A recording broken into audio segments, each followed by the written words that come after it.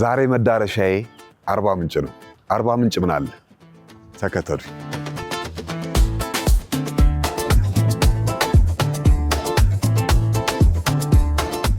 ጉዟችን ከቀዝቃዛዋና ሁልጊዜም ከማትተኛዋ አዲስ አበባ ይጀምራል።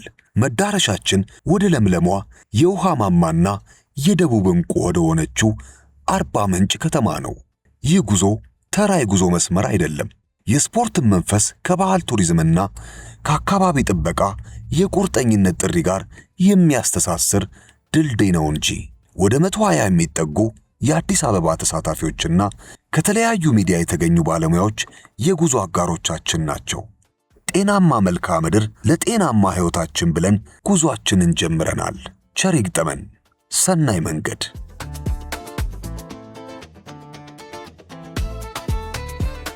በግምት 160 ኪሎ ሜትር ተጉዘን በኢትዮጵያ ስምጥ ሸለቆ ውስጥ በኦሮሚያ ክልል ወደምትገኘው በሐይቆቿና በአሳ ሀብቷ የምትታወቀው የዝዋይ ባቱ ከተማ ለቁርስ ጎራ ብለናል። አሳችንን ላፍ እናረግና መንገዳችንን እንቀጥላለን።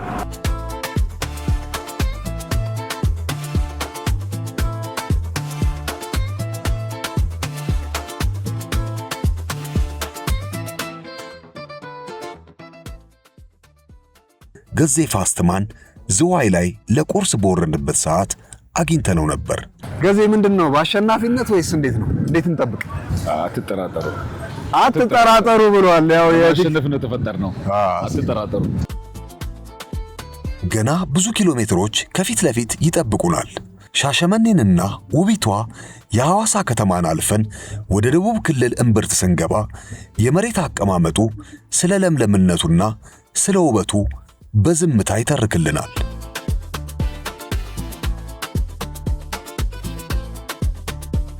ከአዲስ አበባ 300 ኪሎ ሜትር ገደማ ከተጓዝን በኋላ የንጉሥ ካወጦና የመናገሻ ስፍራ ወላይታ ሶዶ ከተማ ደርሰናል። ወላይታ ሶዶ በተራራማና ውብ መልክዓ ምድር የተከበበች ስትሆን በተለይም ታዋቂው የዳሞት ተራራ በአቅራቢያዋ ይገኛል። ዓመቱን ሙሉ ተስማሚና ወይና ደጋማ የአየር ንብረት አላት። ለምሳ ወላይታ ላይ ደርሰናል። ቀጣዩ መዳረሻችን ደግሞ የሚሆነው ውቢቷ አርባ ምንጭ ነው። እዚህ ምሳችንን በልተናል። ለወቅሽ ኢትዮጵያ ይቀጥላል። ተከተሉ። ወላይታ ላይ ቡናችንን ጠጥተን ከተማዋን ቃኝተን ተንከባክባ የተቀበለችንን የንጉሥ ካወጦናን ሀገር ተሰናብተን ጉዟችንን ቀጠልን።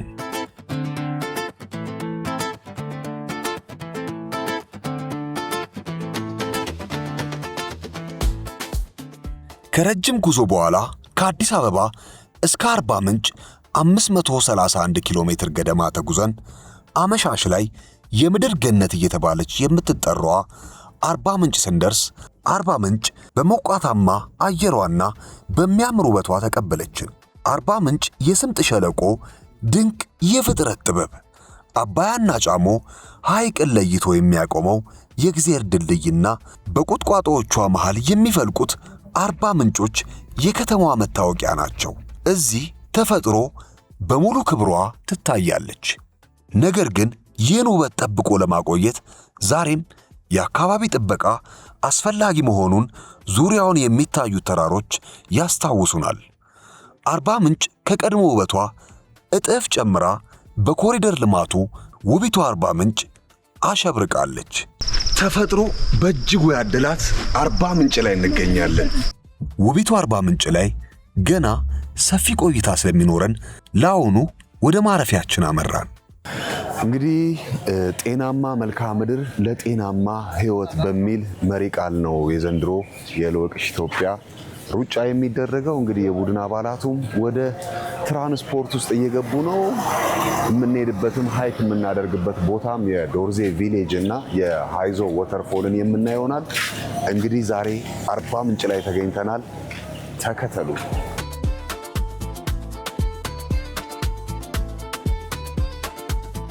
አርባ ምንጭ ማለት ውብ ባህልና እንግዳ ተቀባይ ሕዝብ ማለት ነው። ወደ ዶርዜ ተራሮች ስንወጣ የሰው ልጅ ከተፈጥሮ ጋር ተስማምቶ እንዴት እንደሚኖር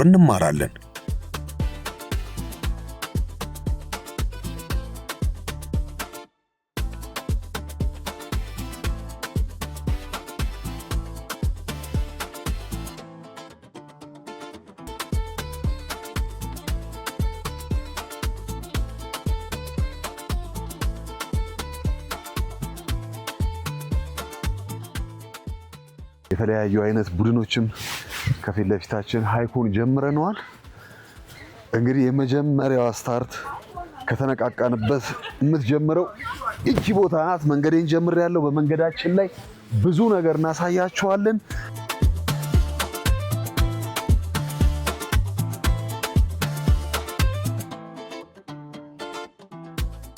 ጅማ ላይ እንደዚህ ወርደን ለቀረጻ ጠፍቼ ነበርና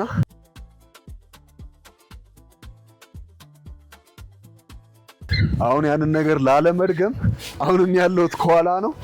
ስለዚህ ከፊት ለፊት ሮጥ ብዬ ዛሬ ላይ የፊት ለፊት ቦታውን ይዛለሁ። እንግዲህ የተለያዩ አይነት የተፈጥሮ መስህቦች እንዴት ነው የሚያምረው! የወፏ ድምፅ ደግሞ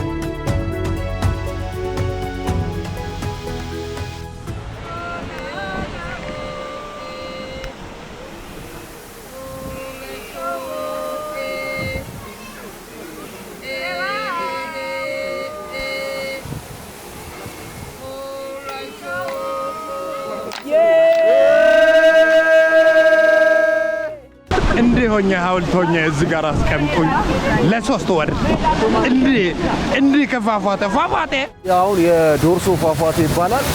እንደዚህ አይነት ነገሮች አሁን መግለጽ አይቻልም ማለት ከቃላት በላይ ናቸው ቦታው ላይ መታችሁ ካላያችሁ በስተቀርና እንደዚህ አይነት የሩጫ ውድድሮች ያይዘውም ደግሞ እንደዚህ አካባቢን የምናይበት ቦታ ሲፈጠር ሀገራችንን በደንብ የምናውቅበት ነገር ይፈጠራልና ይሄ ፏፏቴ እንጃ ቁመቱ ምን ያህል እንደሆነ አላወኩም፣ ግን በጣም ረጅም ነውና ታች ላይ ሲወርድ ያለው ድምጽ ያሉት ነገሮች ምናምን ደስ ይላል። ከጀርባ ያለው ነገር እና ታች ጋርም ወርጄ ነበርና ደስ የሚል ነገር አለው ማለት መግለጽ ከሚቻለው በላይ ነውና ይሄ የመጣሁትን ድካሜን ሁሉ አስረስቶኛል። እዚህ ቦታ ላይ ስደርስ ድካሜን በደንብ ነው የረሳሁትና በደንብ ነው የታደስኩት።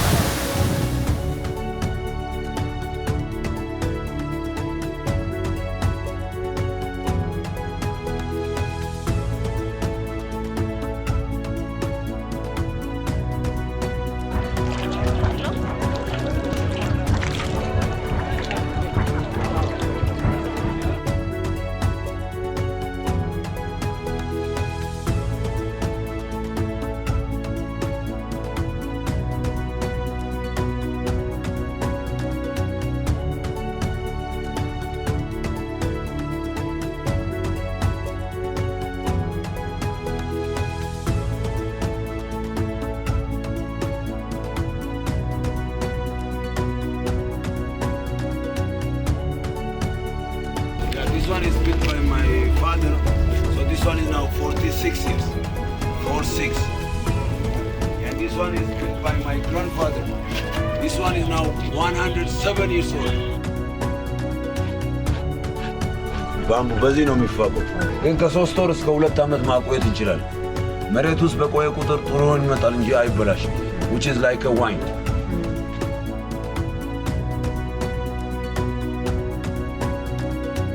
የዝሆን ፊት የሚመስሉት ጎጆዎች ከትውልድ ወደ ትውልድ የተሻገሩ የእጅ ሽመና ጥበባቸውና ማራኪ ባህላዊ ውዝዋዜያቸው የኢትዮጵያ ስፖርት ቱሪዝም ምን ያህል ባለጸጋ እንደሆነ ማረጋገጫ ነው።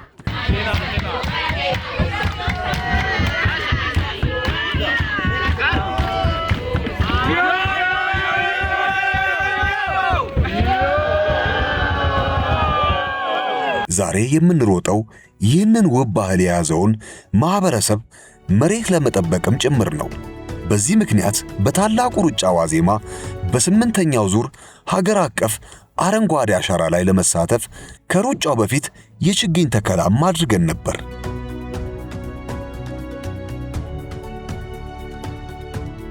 ቱሪዝምን ወደ ከቅርስነት አቧራውን ገልጠን ወደ ቁርስነት በተቀየረበት ዘመን አርባ ምንጭ ደግሞ ውብ ምቹ የመከባበር ከተማ ላይ እንኳን ደህና መጣችሁ። ዛሬ አሻራችንን እናሳርፋለን፣ ተስፋችንን እንተክላለን። በሚቀጥለው ዓመት ስንመጣ ደግሞ ችግኙ የደረሰበትን በራሳ አይተን እንክብካቤ አድርገን እንሄዳለን ማለት ነው። እንኳን ወደ ውቢቷ አርባ ምንጭ መጣችሁ። ሀሾ ሳሮ ይደ ይላለው በአካባቢው ቋንቋ። በልተን ጠጥተን በባህላዊ ሙዚቃ ተጫውተን አሁን ደግሞ መንገዳችንን ልንቀጥል ነው። ከኋላ እንግዲህ ሰው አሁንም አልጠገበውም። የሚጠገብ አይደለም ይሄ ባህል እንግዲህ አሁንም ሌሎች አሉ። እንቀጥላለን። ጤናማ መልክዓ ምድር ለጤናማ ሕይወት በሚል መሪ ቃል ለሚደረገው የ2018 የሳፋሪኮም 10 ኪሎ ሜትር ሩጫ ጋዜጣዊ መግለጫ ለመታደም ጉዟችንን ወደ ኃይሌ ሪዞርት አርባ ምንጭ አደረግን። እንኳን የተፈጥሮና የብዝሃነት ምድር ወደ ሆነችው ወደ ደቡብ ኢትዮጵያ ክልል በሰላም በጤና መጣችሁ። እንኳን አደረሳችሁ። የሀገር ውስጥ ቱሪዝም በተለይ የዘላቂ ቱሪዝም ልማትን መሰረት ያደረገ ነው። በአዲሱ ፖሊሲያችንም የኢኮ ቱሪዝምን በማስፋት ውስጥ የአርባ ምንጭ የክላሲክ ኢትዮጵያ ደግሞ ልዩ ያደርገዋል። በመጨረሻም ኢትዮጵያን እንወቅ፣ እንጎብኝ፣ ለቀጣይ ትውልድም እንጠብቅና እናስተላልፍ የሚለውን መልእክት ለመግለጽ ነው። በጣም አመሰግናለሁ።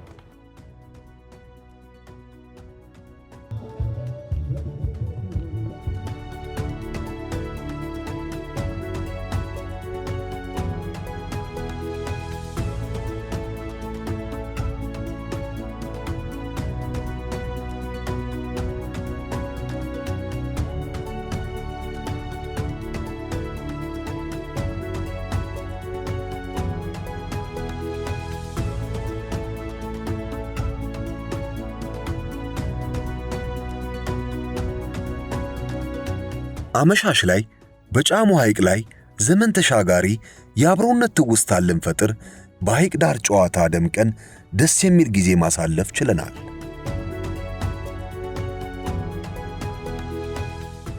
የጉዟችን ማጠቃለያና ትልቁ ቀን እሁድ ሰኔ 21 የ3ኛ ዓመት የሳፋሪኮም ታላቁ ሩጫ በአርባ ምንጭ በርካታ እግሮች በአንድ ላይ መሬቱን ሲረግጡ መልእክቱም አንድ ነው።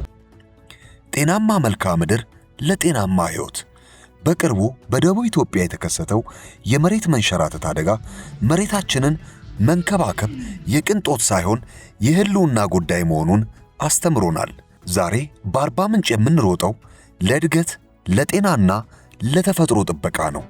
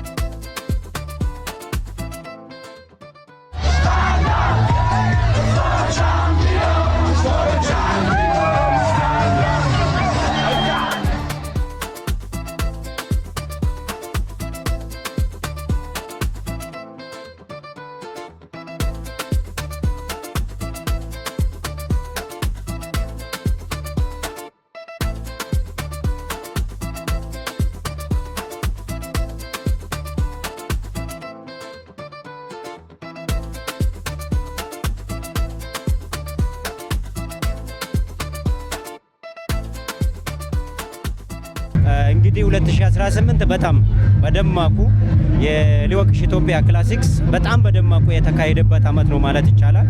የምንፈልገውን ደግሞ አላማዎች ለማሳካት ምክንያቱም የሀገር ውስጥ ቱሪዝምን ለማበረታታትና ማህበረሰቡ ደግሞ እያንዳንዱ አካባቢ የሚገኘው የራሱን የቱሪዝም ሀብቶች እንዲያቅ ለማድረግ የታሰበ ነውና በአጠቃላይ ደግሞ ከበቀደም ጀምሮ እስከ ከትላንትና ዛሬ እንደምታዩት በቃ ማህበረሰቡን ባሳተፈ መልኩ ሩጫው እየተካሄደ ይገኛልና በጣም አመርቂ ነው ማለት ይቻላል በአጠቃላይ።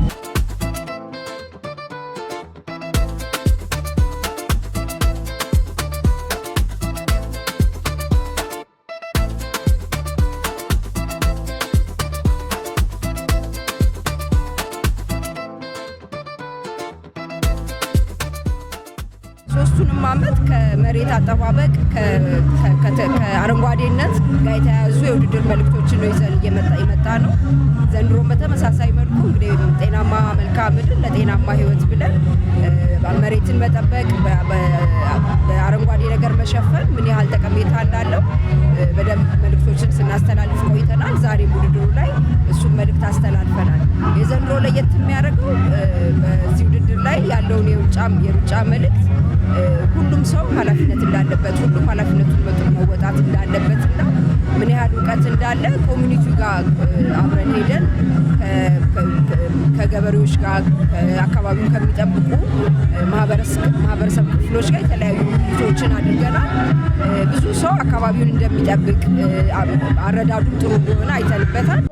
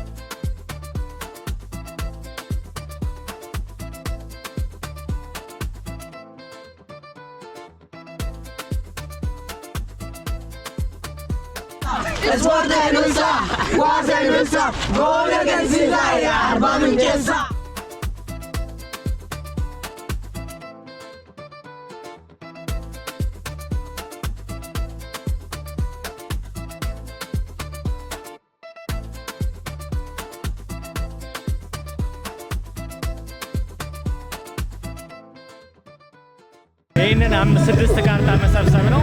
አምስቱን ያው ከዛሬው ጋር ሰክሰስፉሊ ሰብስብ ያለው አንድ ይቀረኛል። እሱ ደግሞ የሚሆነው ሀረር ነው። ያኔ ሙሉ ካርታ ኢትዮጵያ ይኖረኛል። በጣም ደስ ይላል። ያው እንደምታዩት ድባቡን በጣም ደስ ይላል። ተመችቶናል። ደስ ብሎናል። ሳፋሪኮም በእውነት ከልብ እናመሰግናለን። አመት አመት ያድርሰን። ታንኪ ቨሪ ማች። ቻናል 1 ይለያል።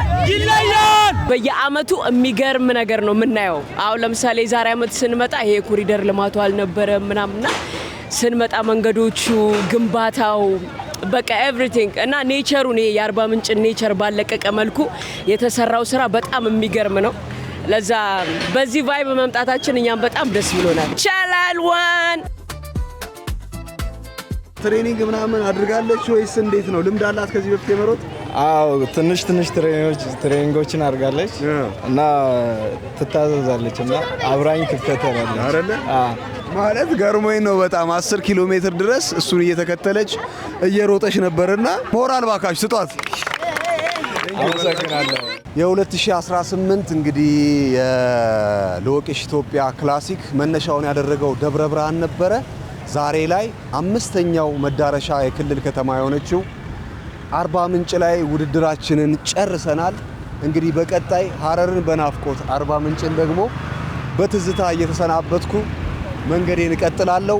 ልወቅሽ ኢትዮጵያ ሀረር ላይ የመጨረሻውን ያደርጋል። ዛሬ ውቢቷ አርባ ምንጭ ላይ ፕሮግራማችንን እንዲህ ባለ መልኩ ጨርሰናል። ለተባባሪ አካላትና ለታላቁ ሩጫ ምስጋናችን ከፍ ያለ ነው። ሀረር ዝግጁ? ሰላም ሰላም ሀረር